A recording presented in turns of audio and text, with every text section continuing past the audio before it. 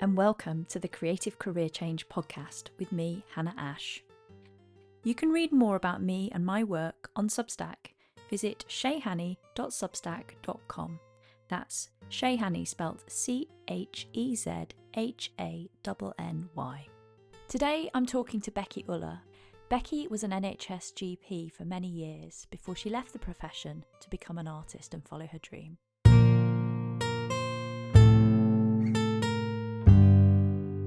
Becky, a warm welcome to the Creative Career Change podcast. Please, can you introduce yourself and explain to us how you currently make your living? Yeah, I'm Becky Ullah. I call myself an artist. Well, I am an artist, but before I was a doctor, I worked as a doctor for 15 years. I was a GP, an NHS GP for 10 years. So 5 years of training and then 10 years of that. And then made a rather dramatic career change, which was, there's a bit of a story behind it, but it wasn't entirely intentional. And I've been an artist now for 3 years. No, nearly 4, 3.5. Yeah. So 4 years ago was when I last practiced as a doctor. Before I started pressing record, we were just chatting about the piece of artwork that's behind you, and that is one of your own pieces. So you started your career as a doctor. Perhaps you can take us back to what drew you to going into medicine in the first place. That's an interesting one because I was really unsure what to do. My mum was a nurse. My eldest sister was training to be a nurse. My middle sister was a physio. And I was like, no, I'm not going to do anything medical. My mum had warned me about working in NHS and how hard it was. And I only found out recently that I had actually said to my mum that I'd love to go to art school. And she said, no, go and get a proper job. Well, which I don't remember, but she thought that that's what happened. And I do remember liking the idea of going to art school, but I just thought it wasn't realistic. I loved maths. I loved art. I loved biology. They were kind of my main A levels. And so I actually thought about becoming an architect because I thought it would combine the maths and the art and some creativity, sensible career choice, as my mum wanted. And so I went up to Liverpool University to look at the architecture school with a friend, which again, I've been corrected that that's not quite how it happened, but this is how I remember it. And when we got there, the architecture school was closed because I was very disorganized and didn't actually check that it was open to visitors. And my friend who I'd gone with was going to an open day for medical school. And so she said I could tag along, which I did. And I came home crying because that was it. I wanted to be a doctor. I thought it was really cool. And so I think I was particularly drawn to like the anatomy aspect. I loved anatomy. I found it fascinating. And growing up, I used to read all the Patricia Cornwell novels. I loved Silent Witness, the old Amanda Burton ones. And so I think actually I probably would have quite liked to be a forensic pathologist. But I got swept along with what you do as mainstream kind of training and thought that they're your main options and forgot about the forensic pathology part. And part of me wonders if I had done that, maybe I would still be a doctor. And so, I went to medical school at Southampton, did 5 years there, came and did my foundation year training in Hertfordshire. And at the point where I had to decide which specialty to do, I was doing A&E, and I'd applied to do anaesthetics, medicine, or GP. And I was doing night shifts and I really couldn't decide. And so I was like, I don't want to do night shifts anymore. And I clicked GP.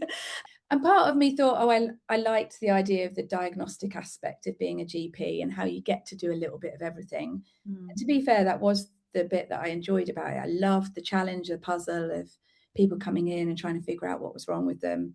And I think actually as hospital doctors, you get that less because often by the time they see patients, it's all been figured out what's wrong with them. They're just going there for treatment. So I did GP, and I think general practice has changed dramatically over the 15 years since or 13 years I decided I was going to be a GP. The work environment was extremely stressful and really difficult.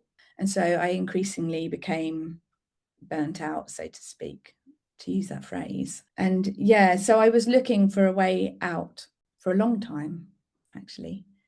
I was uncertain about whether I wanted to be a GP when I started the training. I remember speaking to my trainer and saying, I'm not sure, maybe I should be a hospital doctor. And then when I qualified as a GP, I became a partner, worked in a practice that had a lot of difficulties within the first month of me being there. So I didn't have the best introduction to general practice. And then I decided to leave that partnership, and I went and locumed to salaried jobs. I moved from practice to practice, trying to find one that I felt was supportive enough for me. I really liked the team aspect, I guess, of hospital medicine, and I missed not having that as a GP. You're on your own, making all these decisions every 10 minutes, and it's really hard and stressful and a huge responsibility. So yeah, I struggled, and I moved from practice to practice and just couldn't find one that worked for me. And so I took a couple of career breaks, actually. So I took a couple of career breaks. The first one was like to see whether I could think of something to do instead. Once you're on this wheel of medicine, it's just like, what's next? What's next? And you don't really see a life outside of that. And you don't ever think that I'll go and do a job that isn't medicine. You might change specialty. So I looked at changing specialties. I looked at retraining in pathology. It was another 7 years. I didn't want to go back to, all those shifts that you have to do in your training, all of the exams. And I was looking at having a family, and I just thought, I can't face doing that all over again. I'm not even sure that I will be happy with that specialty. I think I was feeling so disillusioned by the NHS and frustrated and angry. I was in a really angry, bitter place towards a lot of it was, I think, the media.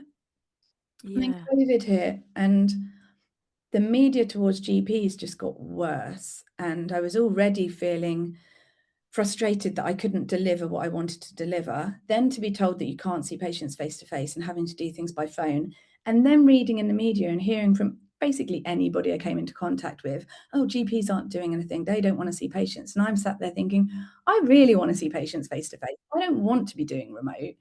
And you're angry that you can't get an appointment, and you're taking it out on me. And so people in my personal life would have a go at me.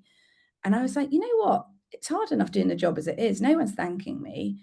And now I'm having to deal with it. I was going to weddings, and like the person I'm sat next to starts having a go at me about the GPs. And, and then every time I looked at a newspaper, every time I opened up social media, it was GP bashing. I was like, you know what? I'm not enjoying this as it is. And now I'm having people not even grateful for what I'm doing. Yeah. But why am I carrying on doing this? And it took me a long time to get over the guilt of abandoning a sinking ship. Is definitely how I felt. And that's what kept me. It was purely guilt that kept me there for many, many years. Like, I took a career break 6 years before I left, but I felt too guilty to leave. I didn't know what I was going to do instead. So I ploughed on to the point where I think actually my mental health was suffering hugely as a result. And lots of other things were happening in my personal life that added to that. I was going through IVF, I was having fertility struggles. So we had 3 fresh rounds of IVF, miscarried a couple of those. And that was all at the point that leading up to COVID. So when I was already thinking of leaving medicine, I moved to a practice where I was seeing 60 patients a day, and I couldn't handle it. So it was like a perfect storm of Yeah. already unhappy, then COVID, IVF, fertility trouble, and so I was just so low. And the only thing really in that last year or two was that kind of kept me there was financially as well. Like, I wasn't sure how we would cope if I stopped. And then we sat down and had a really frank discussion, me and my husband. I'd since then conceived naturally, had a daughter. Yeah. And during that time, I had gone through some mentoring with the RCGP. And I spoke to her. I was really unhappy at this point. It was about a year before I left. And I said, I want to leave medicine, but I don't know what to do instead. I don't know who I am as a person, Mm. what I like, what I enjoy. I've lost all of that. And so she said, well, what is there anything that you do and you feel completely calm and at peace and it just brings you joy when you do it? I said, drawing. And she said, well, make 2 hours a week time to draw. And so I started doing that. And then at the same time, took a maternity leave post. So I was covering someone for 6 months in a practice that had been highly recommended by one of my friends. And so I kind of said, this is my last chance. Like, if this practice doesn't work, this is like a practice that she's vouch for after having worked in multiple practices. If at the end of this 6 months I'm still not happy, then I think I just need to leave. I don't know what I'm going to do instead. And meanwhile, I had found a bit of a love for gardening. So whilst I was going through all the fertility stuff, I think I just wanted to create life, and I started growing later seedlings. And my house was like filled with about 500 seedlings. And so I signed up to a horticulture course, just like grasping at straws of like, well, I'm finding some joy from this. So maybe the only way I'm going to find a way out of medicine is to try something different. Yeah. So I'd done a level 2 horticulture, RHS level 2 course, and I really enjoyed it. It was nice to be with people that weren't in my world of medicine and just doing something different. And so I then thought, I said, I'll do this 6-month maternity post. If I'm not happy at the end of it, I'm leaving. And I'm going to do a garden design course because I think maybe that will bring in my creativity and the drawing aspect. And so I signed up to the Capel Manor garden design course the following September. And then we said, right, he's going to take a career break. He'd got a promotion, and we'd figured out that if we got rid of one of our cars, he got a bit of a pay rise. I can't remember what else. Oh yeah, we'd no longer have to pay for childcare because my daughter was starting school. Yeah.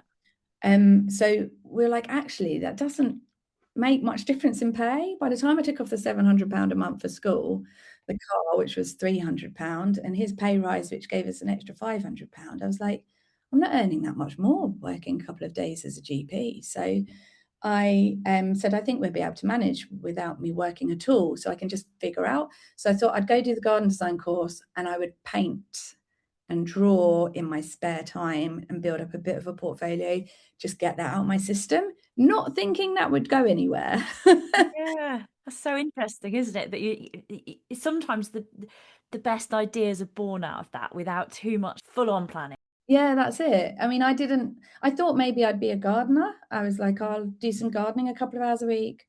I'll paint, I'll do the garden design course. And if I like it, but I might meet people and something else might come out of it. And that's what I decided. That was the only way I was going to get out. I just needed to get out and then figure out what to do.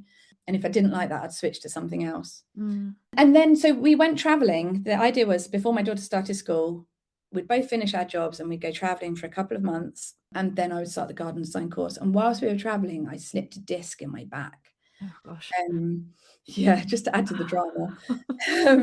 And it was quite bad. So I was housebound for months, couldn't drive. It got to the September and I was like, I'm not going to be able to drive to do the course. So I had to postpone it.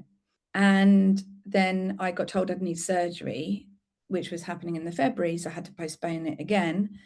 And then I said, you know what, I'm having spinal surgery. I think being a garden designer might not be the best choice of career. So I cancelled the course altogether. Meanwhile, all I could do was paint because I was housebound and just lying down. So I painted my first big piece, which is called the Medicinal Heart, lying on the floor, recovering from a slip disc, awaiting spinal surgery. And I remember the day I went into spinal surgery, which was Valentine's Day, 2022. Yeah, 2022. I got like an order for one of the prints of this Medicinal Heart. Oh wow. Like, oh, it's a real kind of like moment for me. Like people were starting to buy my artwork for good amounts of money. So yeah, I kind of fell into it. The rest is history. I just carried on painting and selling things and got loads of commissions. And yeah, I'm 3-4 years down the line. It's amazing. I think what really struck me because I think I just came across your work on Instagram. In fact, I think you commented on a post of mine in my Monstera plant. And then I was like, oh, well, looked at your profile and sort of got a little sucked in as Instagram and things like that often do.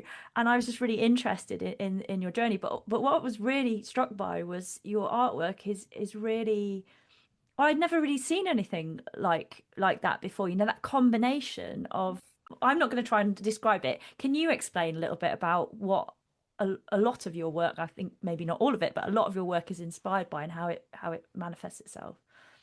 So it's like a fusion of all my passions. So obviously I fell in love with plants and gardening, and I loved anatomy, and I loved medicine. I did like it. It was just the system. And so the first piece I painted was like big piece was the Medicinal Heart, which is basically there's all of these plants erupting out of a root network, which is in the distribution of the coronary arteries, so the blood vessels that supply oxygen to your heart. And then all of the plants growing out of that root system are plants where prescription medications that treat the heart were first discovered. So you've got things like foxgloves, which is where digoxin was discovered, which is helps keep the rhythm of your heart.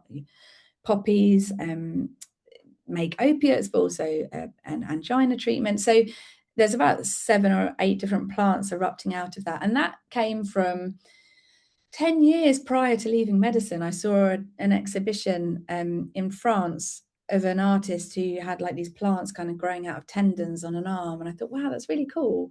And then I started thinking that's a really cool concept. I'd love to draw stuff like that. But every time I looked at what other people had done, the plants growing out never bore any relationship to the human anatomy. Yeah. I was like, why is this? Because there's loads of drugs that come from plants. But maybe your specific knowledge, because I guess not everybody, Yeah. certainly not everybody, will have the kind of combination of knowledge that you've got, which is, there might be people coming from an art background, but not have that medical Yeah. knowledge or pharmaceutical knowledge that you've got. And equally, not all medics would necessarily think to the origins of lots of those Oh, yeah, absolutely. I mean, pharmaceuticals. I guess we take lots of us do take these things for granted, don't we? It's just like, oh, you get your pills in whatever form, and we don't think that a lot of those things originally have come from plants or botanical backgrounds. So I guess it's the coming together of your very specific set of skills and interests that yeah. allows you to see that from a different perspective to others, perhaps. Yeah, definitely. I mean, it's not something you learn at medical school. And so I No. knew about foxgloves and digoxin. So I thought, well, that could come out of a heart. So then I started just investigating, well, what else could? And I went and visited the medicinal gardens at Royal College of Physicians and spoke to the head gardener, got some inspiration, and kind of took it from there. So I feel like I've quite enjoyed the learning aspect. I've learned about all of these drugs that I've prescribed on a daily Mm, basis for many years. I didn't know half of them came. So I'm also like quite amazed by it too. So I guess my enthusiasm for that drives me forward. And I just think it's a nice way to kind of make science more accessible and fun and interesting. And so I like the way it triggers conversation. Um, yeah.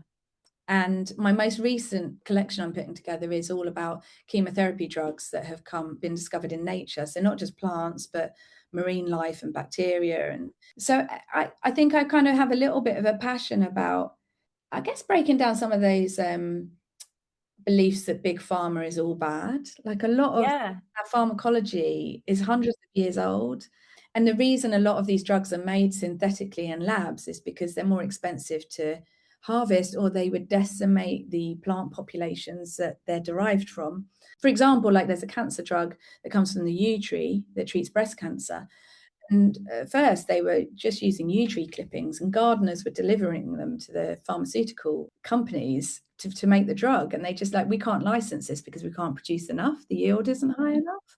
And so they had to, for years and years, they had to try and synthetically produce something that would create a better yield.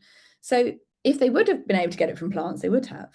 Yeah, it's really fascinating, isn't it? And I can see how it's a coming together of the very scientific and the very human and the very creative, and that kind of melting point of those three things.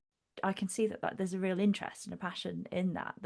And actually, I was just thinking as you're describing all of this that without your career in medicine, you wouldn't arguably, if you'd gone, let's say you had gone to art school back when you were 18 instead of going to study medicine, you may never have found this very specific niche that you're in now. And I'm very interested in that from this point of career change, but also it's not just oh, I've gone from this and I was this and now I'm this.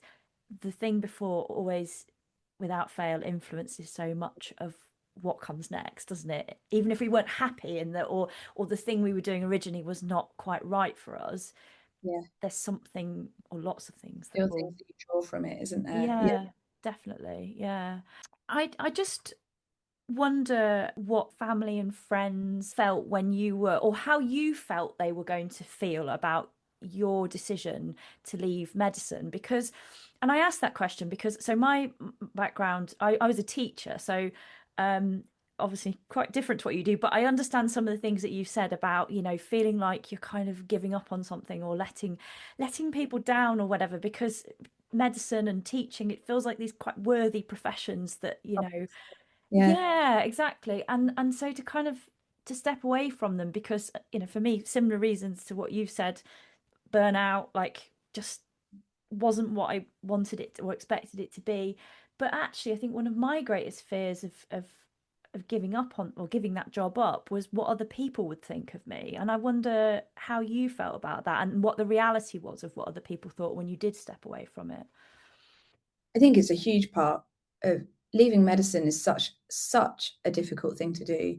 You've put so many years in, everyone's so proud of you for doing it, and it carries that with it. And, it doesn't just finish when you finish medical school. The exams are endless afterwards. The training continues and continues. And I'd also, in my attempt to leave maybe general practice, I did a diploma in dermatology, and I became a trainer. So I was teaching other doctors, and I was lecturing for the Royal College of GPs on dermatology.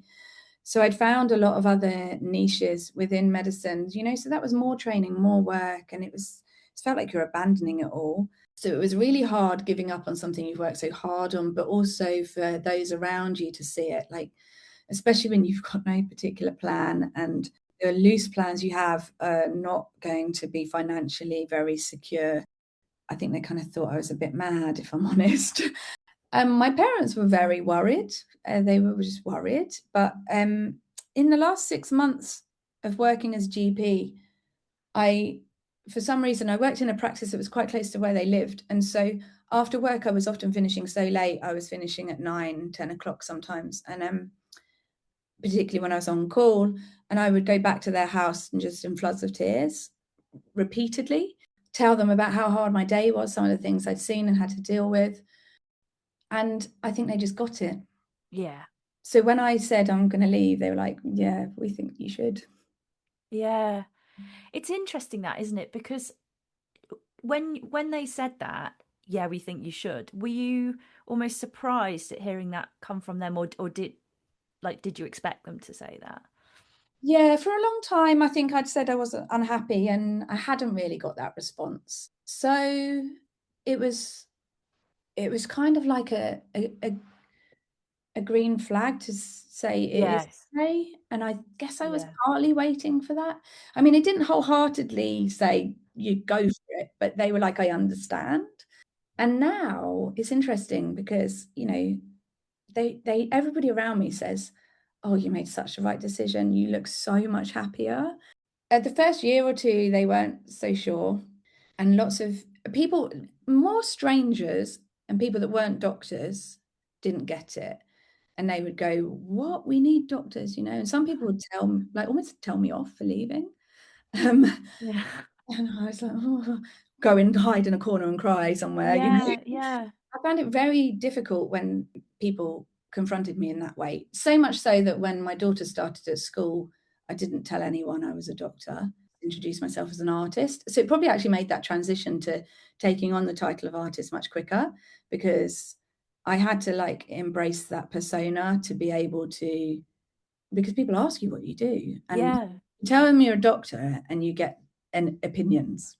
for sure. Yeah, it's like it just opens up, like you were saying during COVID, that people were like almost translating all their issues that they personally had with, yeah, frustration with what was going on onto you, which is kind of mad, isn't it? But Yeah. people just see certain professions as being, you're like the representative of, Yeah. which is I mean, so unfair. I remember so before I decided to leave, there was obviously some practical things I needed to figure out. One of them was, can I just leave? Like, what do I have to do? Do I have to give up my license to practice? Do I have to give up my registration? What do I do about appraisals? So as a doctor, you have to revalidate every 5 years with the GMC, and that requires you to have appraised on an annual basis. And your appraiser basically checks that you've done 50 hours of continued professional development, which I may add is unpaid in your own time, 50 hours a year. you got paid. 50 hours is a lot as well. It's a lot to Yeah. do on top of working as a doctor. Yeah. And yeah, you go on all these courses that are really expensive. They don't get funded. So anyway, so you have to do that. You have to fill in this long portfolio with lots of boxes and evidence. And that's probably 50 hours on top of the 50 hours of actual continued professional development. Anyway, so I spoke to my appraiser first and said, I'm thinking of leaving. And she outright said, I think you're making a big mistake. I don't think you should leave. Right. And I said, well, this is not a decision I've made overnight. It's taken me 10 years to reach this point, and I am going to leave. um, and she said, oh, I don't think you should. I'm like, well, I've already reduced my hours as much as I can. And, I've tried lots of different things. Hasn't worked out. Anyway, I said, what do I do? And she said, you need to speak to your responsible officer, who's like the next up. I spoke to him and he said, oh, you just stop working. Just don't work anymore. I was like, really? Like, it's somebody I need to like check this with? He's like, no, just once you've gone 2 years without working, you'll have to give up your license to practice because you won't be able to reappraise. It's like, oh, okay. So I did, but I had this 2-year grace period where I was working as an artist, but I still had my license to practice. So I could Yeah. have gone back to work at any point during that. And then after 2 years, that was a big bit where I said, I'm going to give up my license to practice because I felt like it was hard to turn around on that. Yeah, so it's interesting that, isn't it? Because it's like you made the big decision, but actually you knew that you could. It's this term of like you can fall back on it. I mean, you're probably not going to, but and it sounds like you absolutely didn't. But I suppose there's something in the back of your mind where you just know if you suddenly wake up one morning and you think this was a huge mistake, you can Yeah. probably go and get another job, I suppose. But yeah, interesting how when that ran out that was like the bigger It moment, was all big, maybe. because until then everyone's like, well, you could go back, have you sure? And I'm like, well, I could go back. And so it was always at the back of my mind, Yeah. oh, I could. And I still could now. It's just I'd have to jump through a lot more. Yes. Yeah. Um, yeah, it was actually quite liberating giving it up. It was a strange emotion. But I felt freed. Yeah. Felt like I don't have to now. Like I've got an even better excuse to not go back. I totally like get that. I remember that feeling so well, like when I handed my notice in on my teaching job and I had to like give a whole term's notice. And after I'd handed my notice in, people would just be like, my colleagues like, you just seem so happy. You're like walking around like in a different, there's a whole different demeanor. Yeah, And there's something, isn't there, very weird, but also very just freeing about going, I don't quite know exactly what's next, but yeah, let's find out and let's see. And I mean, I had similar experience as well where people would be like, oh, well, you've always got your teaching qualification to fall back on. You could go and do a day of supply. I guess, you could do locum work. It's the same thing, isn't it? Like we've got a profession and you can fall back on that. But actually, like, I mean, I've been asked a couple of times in the past few years, my old boss phoned me in January to say there's a maternity cover. The person who took over from me is going on maternity leave. Do you fancy coming back for a few months? And it was like I just went, thanks, but no. Like it was immediate, just not even remotely interested. Have you ever had any moments like that where you've thought about going back or been tempted or not been tempted? well, there were a few times where financially we've been like not great. And my husband's like, maybe you should go do some locum shifts. And I immediately had a panic attack. Like Yes, yeah. my heart was racing. I felt sick. I started crying. And he was like, okay, you don't need to. So that was a sign that I was burnt out and really still not Yeah, recovered. And it took me about nearly 3 years to reach the point where I didn't have a panic attack or I don't burst into floods of tears when people ask me about why I've yeah, left. yeah. So I think I found the whole thing quite traumatic and difficult actually to Yeah. leave. Seems to me that there's almost a bit of a grieving process there, Yeah, that you've taken time to have to go through. Because although it's a decision that you came to, as you say, you didn't come to that decision lightly. You've tried lots and lots of different approaches, to staying in the medical field, but it just wasn't right for you. But then that doesn't make it easy just to step away from it. no. So it probably is a bit of sort of grief buried in there, I guess. Yeah, definitely. And the last few years are kind of quite clinically challenging as well. I think there were kind of quite a lot of cases of things that I found quite emotionally upsetting as well. So it kind of brought a lot of that back. Didn't have Yes. an easy run actually as a GP. I don't think I was the most lucky. I can see how situation and scenario can make a big difference, can't it? And the people that you Yeah. work with as well, I guess. Yeah. I think if I'd been in a good practice with a nice supportive team, Mm. it probably would have been a different story. But ultimately, I think even if I had been in that, the stress levels are so high. I'm quite an anxious person. I'm a bit of a perfectionist. I'm very empathic, possibly too empathic to be a doctor. And so I couldn't cope if things weren't quite right. And Yeah. I was the doctor that would run late. Everybody would want to see because I took them seriously, and I spent ages. Yeah. I gave up a lot of my own time reading through people's notes to try and figure out what to Yeah. do. And then every practice I worked in, I'd end up with a following of people, and everyone's go, "Oh, go and see her because she's lovely." And then I'd get all of the really difficult cases, and then just run later and be more stressed. So I think I took on a lot of burden naturally. So I actually am not sure it really suited my personality. I was good at it, but it wasn't Yeah. me. Yeah. No, Yeah, that's it's a shame when it ends up like that, I think, because like it sounds to me like you had so much to give, but the system was not supporting the kind of yeah, the way that you wanted to do your practice. job and practice it and to do the best for people that, your patients, and to it's what we like, it's what we would all want our GP to Yeah. ideally be like, but that you know from the other side that the realities are that it's just not Yeah, I mean, possible. 10 minutes just is not long enough. I always said, like, "Oh, if I had 30-minute appointments, I'd have been fine." How has your career change enabled you to live more creatively?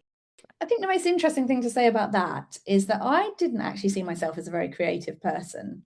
I was always very technically good at drawing. So give me a picture and I can copy it. And I was very good at that. It's different to art. Art isn't just copying, it's coming up with what piece you want to create and what you want to tell in that piece. But what I didn't realize is that I think that creativity needs space for it to grow. And I'd never enabled that. I'd never had enough time to fully embrace that. And so that's what I wanted to explore. And I'd given myself 3 months, and then it turned into 3 years, 4 years. So I'm still learning what route I want to go. I'm still learning about my style.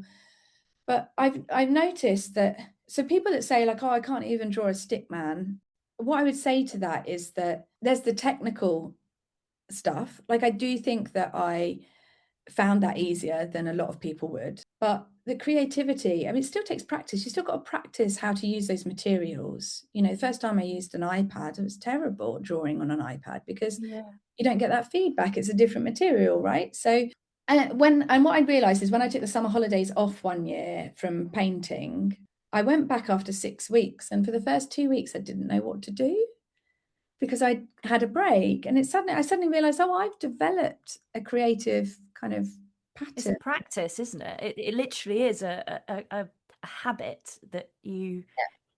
And the more you create, it more it inspires you to create the next thing. So I'll often be sitting there.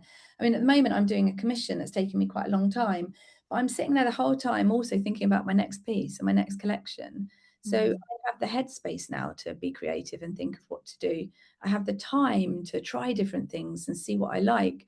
And so it's just having time and space and practice that has definitely opened up my creativity.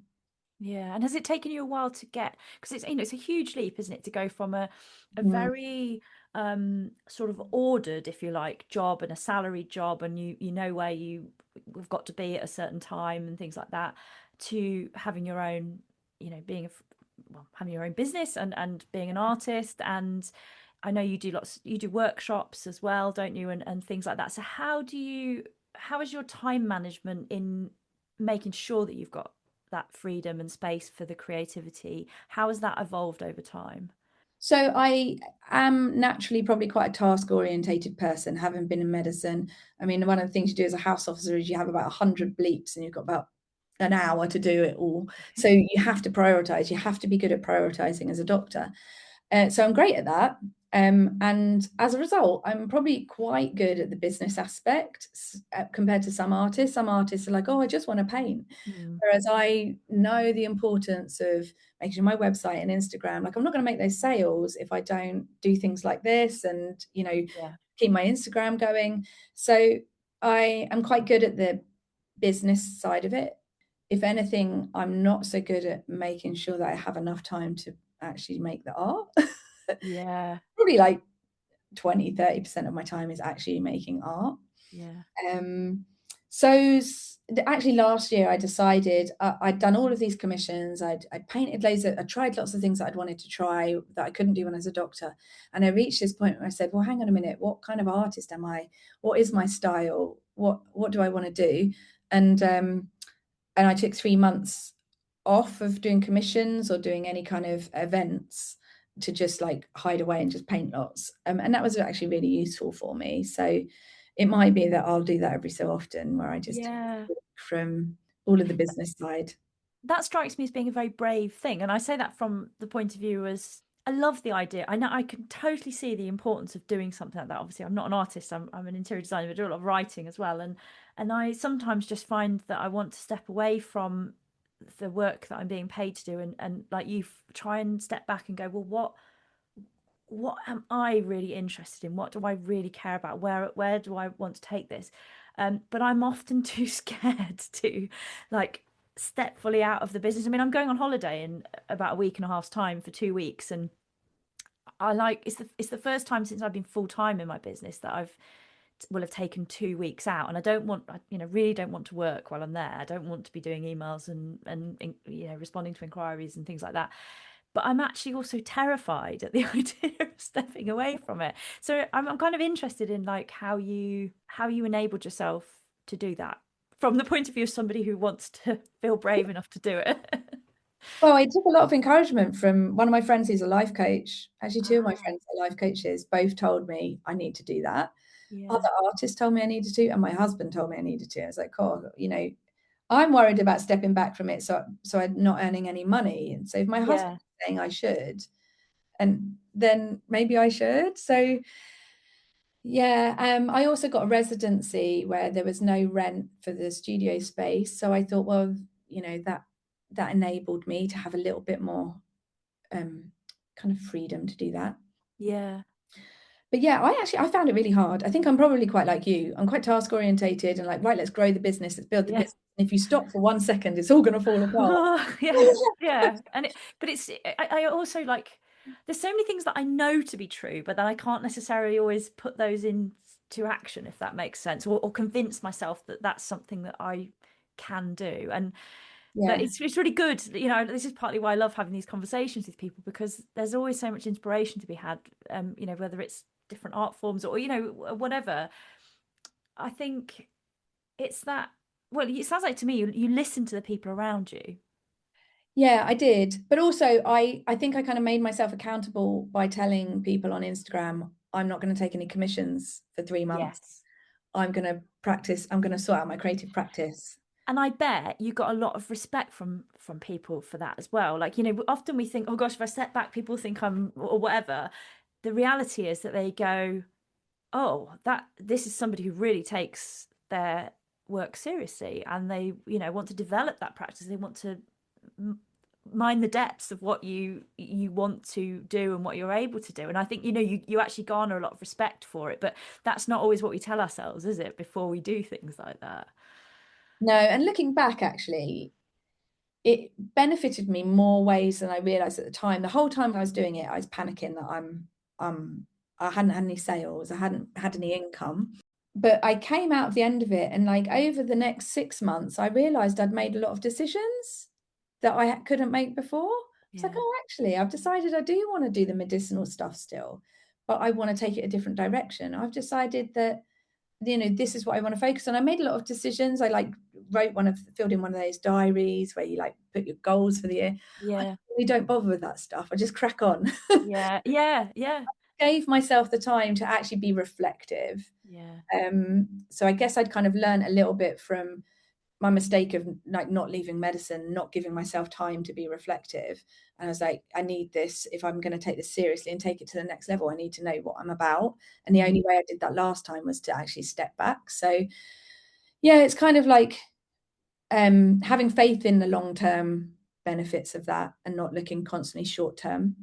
Definitely. It's so important, I think. The more time you are in your art practice, the more deeply you perhaps understand that that is integral to the Yeah. longevity of that practice and the evolution of it as well. Because I should, you want it to evolve, you want it to go in different twists and turns and directions, depending on where you are in your life and that's what Yeah. art is, isn't it? In so many ways, it's an expression of that.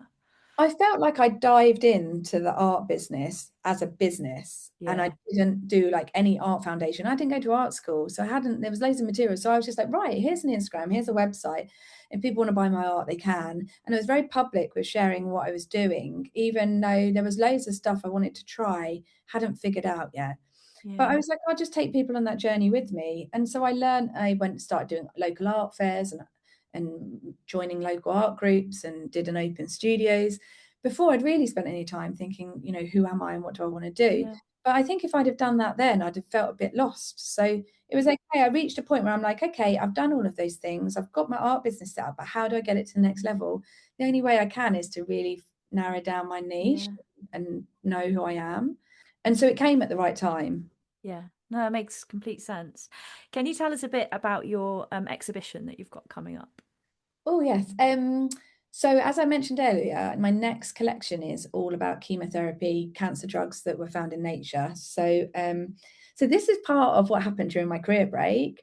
I knew that I wanted to do more medicinal stuff, but and I knew that a lot of plants that I was coming up with made chemotherapy drugs. So I thought maybe I should do a whole collection on this.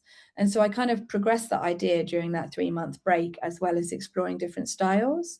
And the other decision I made is that there were two goals I wanted. I wanted to do a big solo exhibition of medicinal artworks.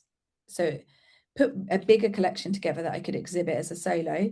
And my other goal was to do a London art fair. And so there were the decisions I made over my 3-month kind of gap. And then I started planning it out. And then in the September during Open Studios, I literally spent a whole month not painting, and I just wrote exhibition proposals out. And then I went and kind of chose all the places I'd love to exhibit. And luckily, UCL Hospital in London said they were really interested. At the same time, the same week, I got a new studio installed in my back garden, and I got offered a space at the other art fair in London. Oh, wow. So it all kind of like all my dreams came true in one week. Yeah. I was like, wow. So yeah, it was very exciting. So it starts on July the 23rd.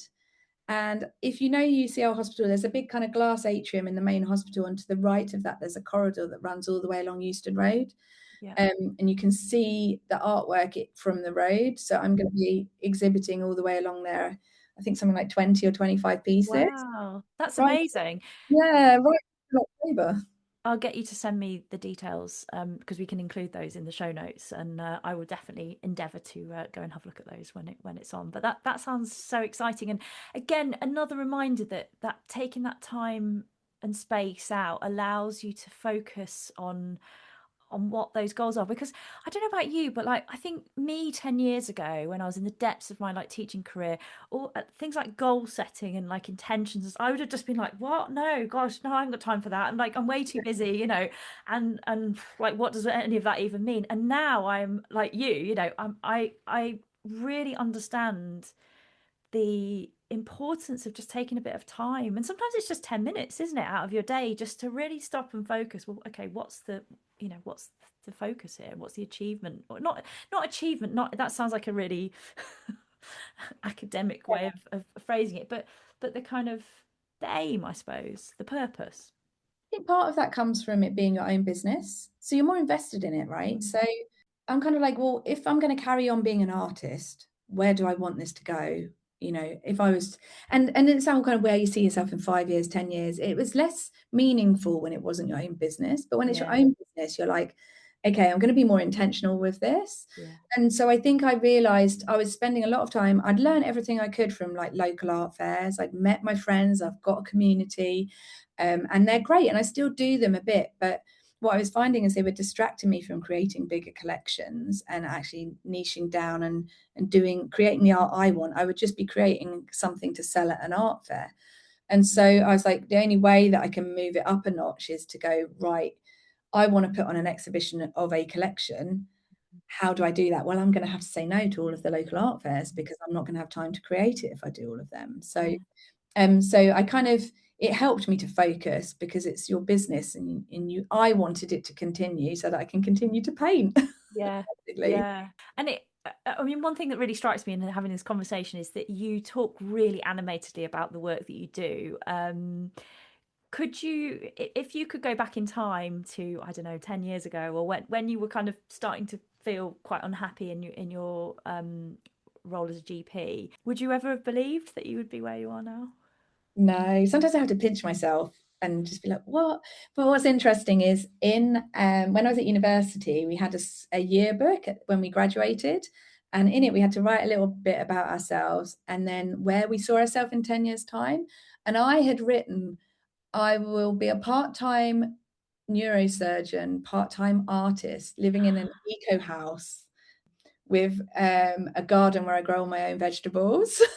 I mean, I'm not a neurosurgeon, but no, I mean, but it's pretty close to the truth, isn't it? Of what has come to pass. It's so interesting that sometimes we don't know it back then, but like we yeah, know that ourselves was better than there. we Yeah, I than we wanted to be an think. artist all along, really. I just thought it was a pipe dream. So I definitely am extremely grateful that I'm like living the dream right now. And I might not be an artist in 5 years' time. Maybe we won't be able to afford for me to carry on doing this, but I hope so because I love it.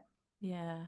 Final question. If you were to give a piece of advice to somebody who was currently in a job, not necessarily in medicine, but a job that they were unhappy in, perhaps feeling some of the signs of burnout, and they had these ideas of maybe wanting to get out and do something, do you have a piece of advice for somebody in that situation? So I've heard you ask this question on your podcast, and I agree with like everybody's answers in different ways, but I there's so many different takes on this because one is I could say, oh, if I'd have gone and done private GP or I'd have changed specialty earlier, maybe I'd still be a doctor, if I'd done forensic pathology. But actually, would I have been happy doing that? I'd probably still have not been as happy as I am now. Mm, It's because one of my pieces of advice would be, oh, don't just like wait until you're burnt out and then jump because you're at the point where, yeah, I can't do this anymore and I'm never going back. And it would have been helpful to be able to financially dip in and out. mm, However, I think for me to make such a dramatic career shift, I needed to reach that point where it's yeah. like, I am never going back to do something so dramatic. So I don't know if that would be my advice. My advice might be that don't be scared. If you can financially find a way through to give yourself space, don't be scared to just say, I'm not going to do this for now. Don't know if I'm going to go back or not, but Mm, I'm going to take 3 months, 6 months off and I'm going to try different things because what just having space away from that environment enables you to start thinking outside of that box. When you're in that environment, you can't think of anything yeah. past what you're doing. Yeah, I would agree with that. I think that's very wise advice. And I agree with you. I think my journey was probably the same, that I don't think I'd have got to the dramatic point that I did without it feeling like there wasn't any other way of doing anything. If it had been gradual, if it had been like, oh, this is a nice way to do it, it wouldn't have had the same impact or the same effect. So there's kind Yeah, of pros and cons to it. Nobody wants to go through a horrible time and burn out, no. but I suppose these things sometimes help us to gain a bit of perspective and see things in a different way. So Yeah, I think so. Otherwise, you're always playing it a bit safe, aren't you? yeah, yeah. And I certainly spent a lot of my career playing it a bit safe and not taking risks. And I'm kind of determined at this point, at the age I'm now, to be like, not take that approach, try not to take that approach where possible, and to, yeah, take some risks where necessary. you do reach a point in your life where you're like, okay, I've played it safe and that's not worked out, you know, Yeah, for a I've followed the long rules. I've done all the things that, we're supposed to do when whoever tells us that we're supposed to do these things, it's just inbuilt, isn't it? But, time. you go to university, you get a good degree, you get a good job, you work hard, you try and do the absolute best you can in that job. And then it turns out that actually doesn't make you happy or isn't, No. so then you have to take matters into your own hands and do things in your own way, I think. Yeah. I mean, I've been very fortunate to have two very close friends that are both life coaches. So I can see the benefit of having a life coach, Yeah. definitely having like a mentor or somebody who can help you just question some of your inbuilt beliefs, and challenge them a little bit, that you can do this and there are other things that you can do. Yeah. And they both helped me to do that. So I'm very lucky. No, I agree. That sounds good. Well, Becky, thank you so, so much. It's been an absolute delight to talk. I think we could probably carry on talking for a long time. But yeah, really appreciate you giving up your time today. And I will put link to your website and your exhibition and details of where people can follow you and find you on the internet. So thank you so much. Amazing. Thank you so much for inviting me. It's been lovely. That was Hannah Ash talking to Becky Ullah on the Creative Career Change podcast. And if you enjoyed this episode and aren't already subscribed, visit shayhanny.substack.com to sign up and receive new episodes direct to your inbox.